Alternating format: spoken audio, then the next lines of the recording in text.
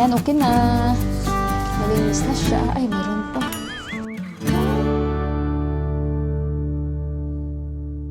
Itong pa ako, guys. Kakaupo. Okay na, alam nyo, ibinigay ito ng brother-in-law ko galing sa Amerika, kay Deepak, yung Ray-Ban. Hindi bagay sa kanila, guys. Sa kayuhan, okay. Pero sa akin, kaya sabi ko, Yuhan, bagay ba sa akin? Kahit wala tayong ilong, basta naka-Ray-Ban tayo. So sabi ko, ako magsusuot nito. Kasi nga, ako, guys, bahala kayo dyan pag dito sa bahay. Kasi yung shade ko na binili ko, kinuha man ni Deepak. Dahil si Mr. Shade yan, kung hindi si Mr. Cup, si Mr. Shade yan siya. Ako naman, guys, para lang ba may proteksyon ako sa mata ko pag lumabas ako. Yung brown ko na pinagtsatsagaan ko, ilang taon na yan siya, guys. Siguro, nung nandito pa yun, nagbakasyon lang yung brother-in-law ko at sister-in-law ko, binili ko yung 900 rupees. So ngayon, nagbabalak pa naman ako, bibili ako dahil summer nga, dahil ngayong mata ko, guys, sensitibo, diba? Lalo pag mailaw at lalong-lalo pag maaraw talaga. At komportable talaga ako ba ngayon na nakapagpa-check up ako na bakit sobrang sensitibo yung mata ko. Kaya kailangan ko lagi magsuot ng ganito lalo pag lumabas, sabi ng sa akin, optometrist. So ito, guys, bagay ba sa akin? Ayan, Ray-Ban yan, guys, linisan ko lang ito. Sinuot ko ito kahapon kasi nga nagsasampay ako kahapon, naglaba ako ng, may pakita pala ako sa inyo, guys. May binili ako na damit. Ay, nakita niyo na ba yung binili ko na damit? Wala, hindi niyo pa yung nakita. Kasi nga, guys, bakit hindi niyo pa yung nakita? That time, medyo nag-okay-okay ako. Nag-aya si Deepak, nalabas kami. Ulit, pumunta kami kung saan kami kumain ng Niwari Food. Sila lang ang kumain ni Yuhan, dalawa, hindi ako kumain kasi nga medyo hindi ko type yung pagkain doon ba, guys, kaya hindi ako kumain at kaka-okay ko lang sa diarrhea. May binili ako na damit, guys, ipapakita ko sa inyo. Maganda ba, guys? Hindi ito mahal, mura lang ito, guys, para pang summer and para siyang may kasamang, pwede mo rin siya lagyan na parang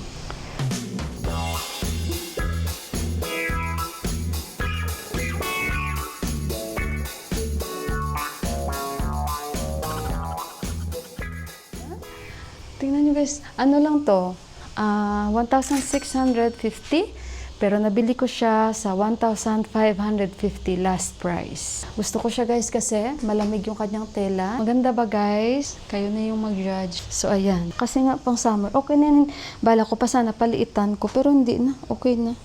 Gagastos pa ako ba? Okay na yan, relax sa pakaramdam. Yun lang, pag umihi ka, hubarin mo talaga lahat siya.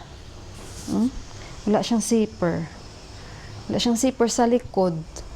Bala ko nga siya palagyan ng zipper sa likod. Akala ko nga malaki sa akin, hindi pala. So, yan si Buwa, nagtitingin-tingin ng mga halaman.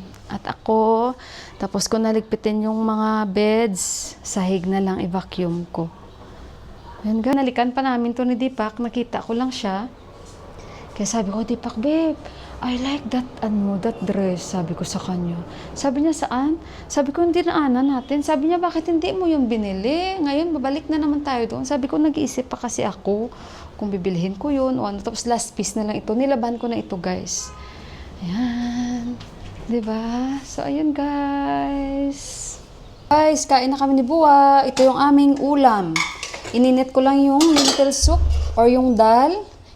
Ayan. And then, kasi yan yung natira namin kagabi. And yung minix ko na gulay. Okra, patatas, patula at upo. So, ayan, guys. Hot rice para kay Buwa. Ayan, guys. Una ako dito ng bowl. Alam nyo, guys, lumabas ako ng mabilisan. Kasi, guys, bumili ako ng yogurt. Gustong-gusto ko kumain ng yogurt na may gulay ba, guys. Kunti lang na dahil kainin ko. Ito siya, guys, yung aking gulay na durog. Ayan, paano mo? Ayan, yan. Ilagay ko muna to sa table ng aking biyanan. Kain na kami. Daddy? Dai kane? Dai? Doy. Means yogurt. 70 rupees. Half liter. Sandali, ilagay ko muna to. Pag sa kusina ako, guys, ilang beses ako naghugas ng kamay ko. Oh, has, Daddy. Sabi niya, ikaw nila kain ka na rin. Sabi ko, kain tayo. भोलि त जानुपर्छ नि बोली जाने हस्पिटल मैं doctor A कति बज्यो भोलि मङ्गलबार नभए त 4 दिन बिदा हुन्छ Good Lord, kain tayo. दिँदैन Kain tayo. Army Hospital bukas.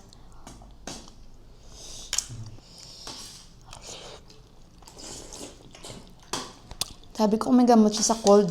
Hindi ayaw niyo minom.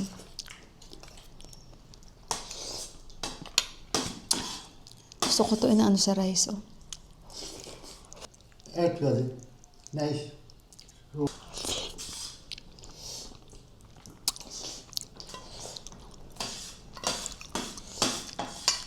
Guys, tingnan nyo, sorry sa forma ko. Pakita ko lang sa inyo ang nangyayari sa akin. Oh, tingnan nyo yung paa ko, guys, oh.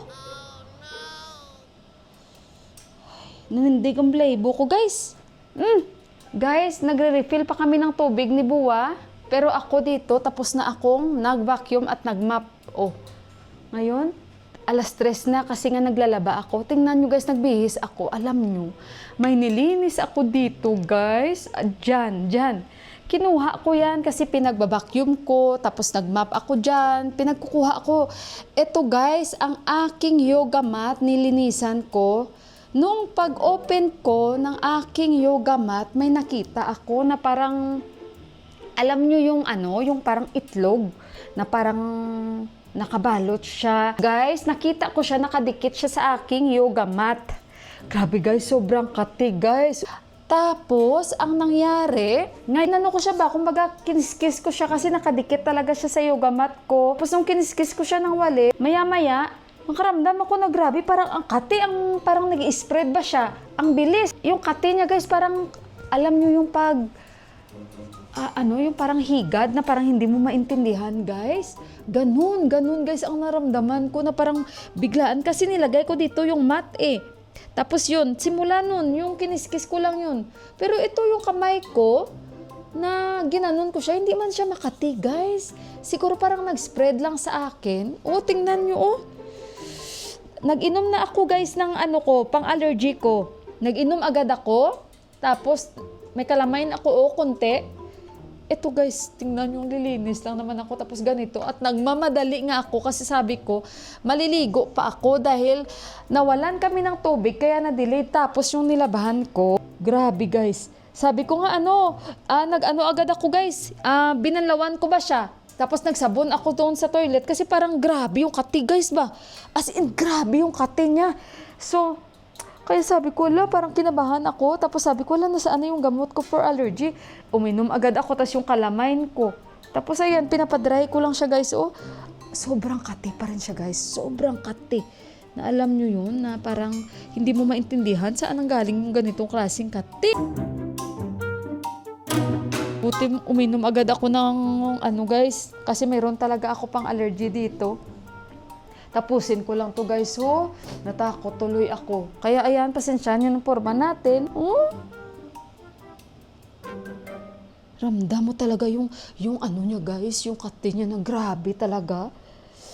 Oh my God. Ibabalik ko muna tong mga ra guys. Tapos na ako. Doble-doble. Oh, ganyan. Oh. Kita nyo ba guys? Oh. Yan, ang kati, sobra. Tapos, pakita ko sa inyo yung sa paa ko. Yan, ganyan, oh. Yan. Ganyan, guys. Grabe, guys mo. Parang kanina, sobrang umakyat talaga siya. Balak niya ata, punuin agad yung katawan ko, eh. Oh. Grabe, guys. Ang laki niya. Dami, oh. Ano kaya klaseng alikabok na ito guys sa loob ng bahay namin? Na may specialty talaga siya na lugar kung saan pag na-target ko, ay lagot talaga ako guys. Ewan ko na lang. Guys, snacks namin ni Buwa guys. Oh, bumili ako kasi yan yung binibili niya. Kain kami. Pinaganyan niya pala. Mixed nuts.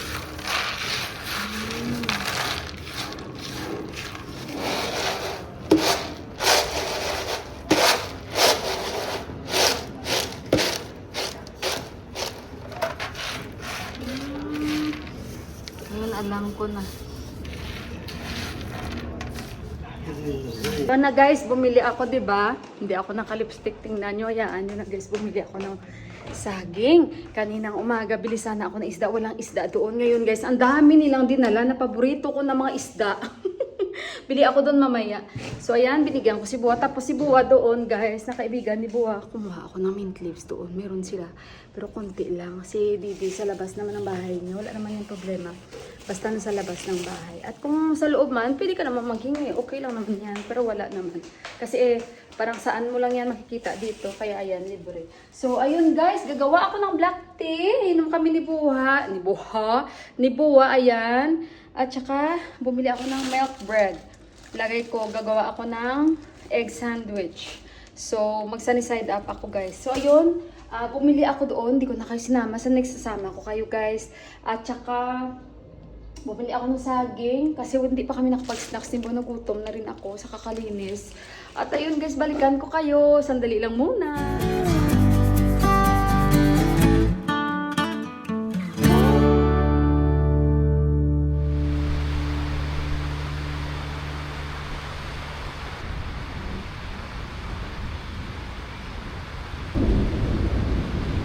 Guys, nag-brown up. Grabe yung kulog. 6:15 na dito. Nag-i-edit ako. Nagmamadali tayong, ano kaya yung ilaw na yun, no? Ayan, no? Hala, nagre-reflect. Nakikita nyo ba, guys? Alam nyo, mag-mic tayo para marinig nyo ako si Deepak nandyan. Ay, hala, grabe yung ano, grabe yung kidlat. Ay! Oh my God, grabe guys, nakita nyo guys, sa harapan ko. Sa harapan natin yung kidlat. Oh my God, grabe, nakita ko talaga. Oh my God, grabe. Nakita nyo guys? Hindi nyo nakita kasi yung camera nasa harapan ko. Grabe, ang lakas. Ang lakas, nakakatakot. Oh my God. Grabe, ganito guys, kanina. Hindi kanina, a while ago. Oo, lumabas kami ni Deepak. Kasi kami ay bumili ng isda.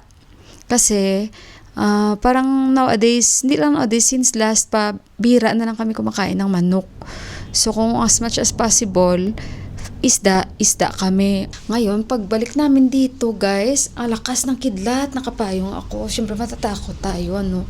Sila ni Deepak dito, parang hindi sila, ano sa kanila, parang wala lang sa kanila yung malakas na kidlat. Pero tayo, di ba, ano tayo, takot. Sakit sa mata pag nakaharap tong ilaw. Yan. Sus, paano ba tayo maging vlogger na totoo nito kung tayo ay hindi natin kaya ang ilaw? Ang hirap, kailangan naka-attach din to sa camera ko kasi hindi ko siya na-attach. But ayun, diyan natin. Ayan na ata si Yuhan na yan.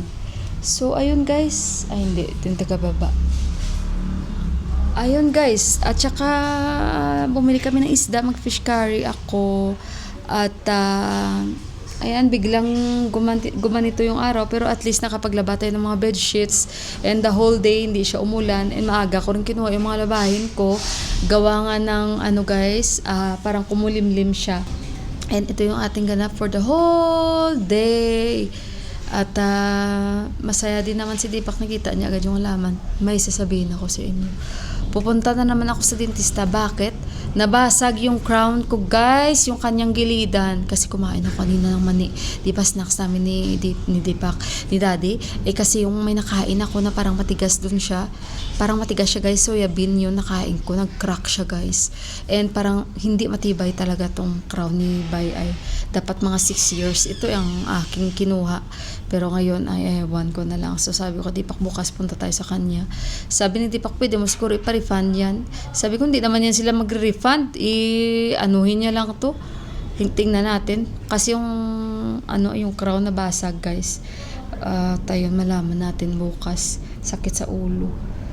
Ayan, but ito yung ayaw ko guys, yung malakas ang kidlat. As in, alakas ang kidlat talaga guys hanggang ngayon. Ayan, but ayan, kikita yung kidlat. Hindi pa ako nakapaglagay ng bedsheets. Kasi kanina sabay, laba, linis, ganun ako guys. Sinasabay ko. Ang ano ko nga is, after ko maligo, magtupi ako dyan ng mga, mga damit namin sa mga pending ko na tupiin, ay sabi ko no, bukas na lang yun kasi hindi ko na matapos yung edit ko. Kung magtutupi ako ng mga damit, sabi ko bukas magtutupi ako ng mga damit. Yun ang pinaka-last na project ko bukas. Ang tupiin, lahat ng mga pending ko na dapat tupiin kasi yung dami ko na namang tupiin. So, ayun guys. Kakaupo ko pa lang.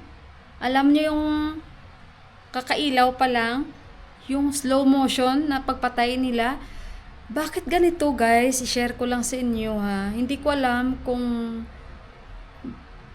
paano ko ba explain sa inyo guys. Parang nakakairita.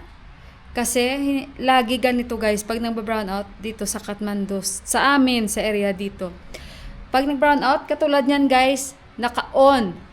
Pero namatay. Hindi, ano ba guys, parang mamamatay lahat ng appliances. Pero ang mga ilaw, huli sila guys. May times na mga appliances yung mamamatay, pero hindi ang mga ilaw, pero babalik agad. Parang 1 seconds lang guys. Paano ko ba sabihin kahit wala nga 1 seconds eh. Parang alam nyo yung tinatch lang konti tapos nagbalik agad. Yung ganun, yung pag-spot guys, pagbalik ng kuryente, ang bilis. Pagpatay, ang bilis din. Sabi ko, grabe. Hindi kaya grabe ang pag-jump ng yung bill ba? Yung paano ba yun? Yung takbo ng metro, bigla din ang pagtaas, di ba guys? So, hindi ko alam kasi parang hindi talaga sila naniniwala kahit ito yung kasama ko na sinasabihan ko. Nako, ewan ko na lang talaga. Alam nyo guys, hindi ako nag-check ng bill ng kuryente namin. Siya yan kasi online. Wala akong, hindi ko chinecheck. Pag siguro sobrang laki, tsaka yan siya magsasabi sa akin na, tingnan mo yung bill natin. Pero ewan ko lang guys, kasi minsan nagamit kami. Usually pag summer, baka mataas yung bill namin. Kasi this time, sobrang init talaga. Pero hindi kami talaga gumagamit ng sobra-sobra ang aircon. Minsan tinitiis namin kung kaya namin. Pero may times talaga na hindi talaga namin kaya. Nagpapaandar kami. Saglit lang. So, ayun. Ngayon, magtatapos na ako ng edit ko. Bigla siyang again. Ganon yung style. Tapos biglang balik na agad yung kuryente. Pero yung mga ilaw, hindi. Mga appliances lang mamamatay. Ano kaya yun, guys? Nakakainis yung ganun. Plus, yung mga gamit nyo, sinasabihan ko rin si Dipak, masisira yung mga gamit natin. Pero wala eh. Wala. Ewan ko lang. Kasi sa atin iba tayo, diba? So, si Yuhan, guys, wala pa. 6:35 na. For sure, yung anak ko basa. And yan lang inisip ko. Sabi ko nga kay Dipak, antayin ko siya. Kaso lang, grabe yung kidlat. Sabi ni Dipak, no need. Pero naisip ko, sa eskwelahan pa lang, nabasa na yan siya. So, pagdating mamaya maligo yan siya. So, no problem. Kasi kaninang umaga naligo yun. So, paliguin ko na lang siya ulit. Kasi si Yuan, tinuturuan ko talaga siya. Pag nabasa ka ng ulan, anak, kailangan natin maligo. So, kaya nasanay na rin siya. Okay guys, tapusin ko muna yung edit ko. Si Dipak, may bagong ibon na nakita. So, yun.